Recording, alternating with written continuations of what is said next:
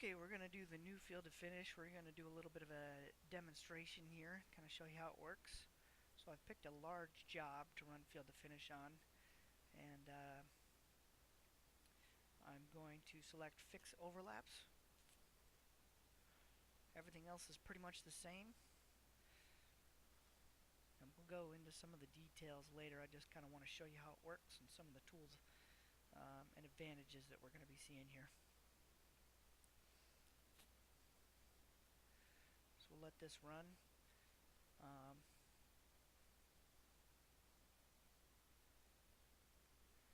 Obviously the biggest advantage is going to be the overlap fixes. No more shifting around spot elevations, or at least not as much. Layer control is going to be a huge advantage. And I'll show you a couple of other things while this is once this is done populating here. So what it does is it runs field to finish, and then once it's done, it will analyze all the points and decide how it's going to deal with the overlaps. And I'll show you the routine that it brings you through. And you can actually set the priorities for how the overlap fixes go. So as opposed, do you want it to rotate before it flips the label, or slide the label before it rotates? You can choose that. So we're almost done with the basic field to finish here.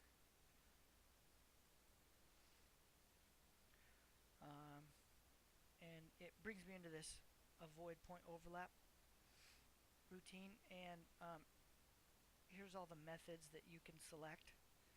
And I find the most effective methods, my preference is rotate first, slide, flip. So it's going to rotate it's going to rotate the attributes first, slide them around or flip them. So now it's going to analyze these points and their attributes and automatically do the organization that's needed. And we're right in the tail end of the testing phase, so we've worked out a lot of the kinks, bad text heights, things like that. So I'm hoping that we aren't going to find too many of those types of issues. And bottom left, you can see testing point attribute blocks. So it's analyzing them, seeing what it's got to do to make it work.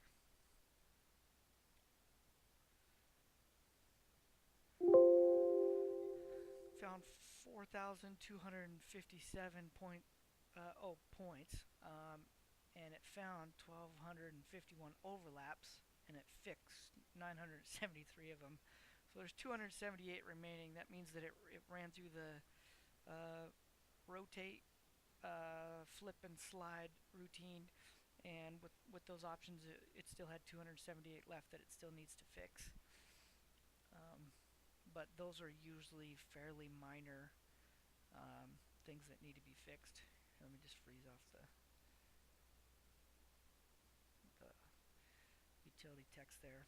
And you can see this is normally an area, I'm a drafter too, this is normally an area where I'd be cleaning up spot elevations for a while and kind of ignore the line work for right now. It's a little bit of a mess because we had multiple sets of data that I ran all at once, so things are connecting up when they shouldn't. But right in this corner, how much spot elevation organization would you need to be doing that?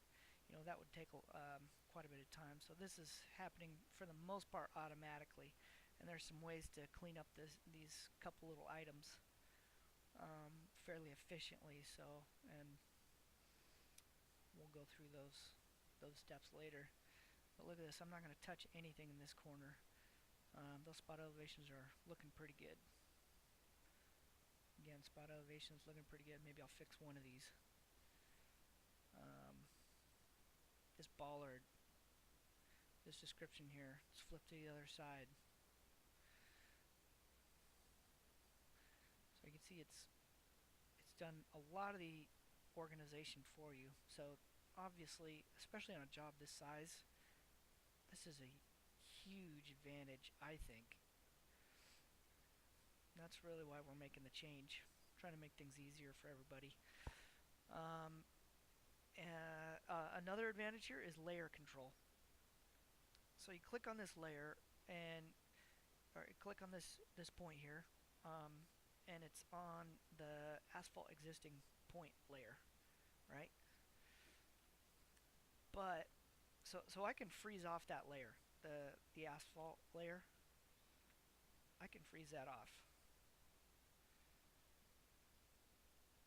like so, and just turn off all of the asphalt points.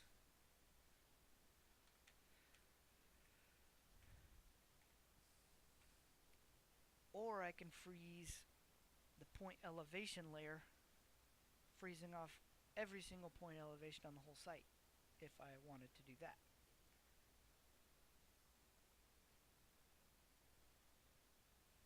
I'm still working on the layering system. Ideally, those X's would be going away. Um, and freeze off the entire, freeze off all the spot elevations across the entire site. So as far as layer control goes, I think that's a pretty good advantage. There's so many situations where we want to get rid of, you know, asphalt spot elevations because there's so many concrete edges that that we don't need to show any of the asphalt spot elevations, things like that. Gives you that extra little edge, that extra layer control ability. Here's another cool advantage. Let's say I want to do a translation now. Now we've hit a benchmark. Before we were just running on and assumed, or just using a GPS shot, and now we got to do a benchmark. We got to tie into a benchmark, shifting it, 1600s, let's say. Let me just zoom in on these points. All of these attributes are representative. They're representing the point elevation. So it's not just a piece of text sitting there. It's a dynamic attribute that is displaying the elevation of that point in the CRD. Let's say we need to go up 1600s. Let's say, and we need to shift everything. Hopefully this doesn't take too long.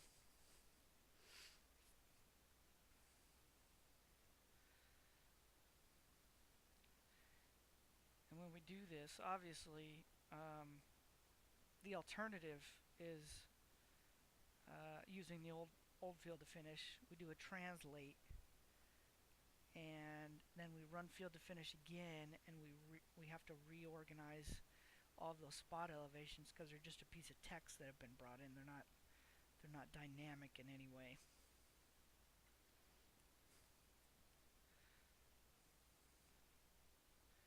So here, watch those point elevations, and we will see them all update automatically.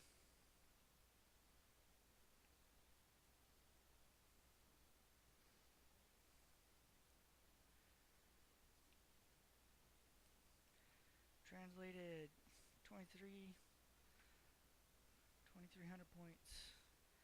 And you can see they're all updated. They're all still in the same position that they were in before. That's huge.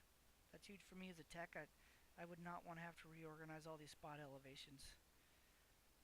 So if you got to do an adjustment after the fact, that to me, that's huge for me. Hopefully it is for you too, as a drafter.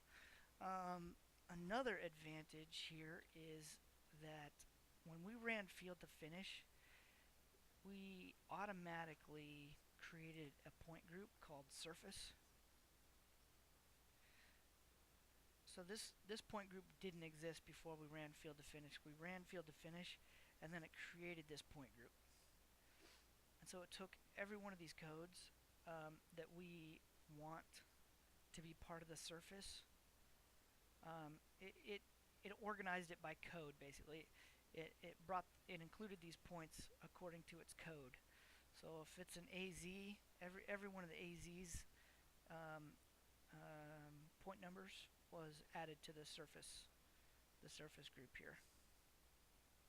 So no more cutting and pasting, description, exclusions, and then, seeing 5 or 6 of them slip through the crack. It automatically takes the appropriate descriptions and applies them to the surface.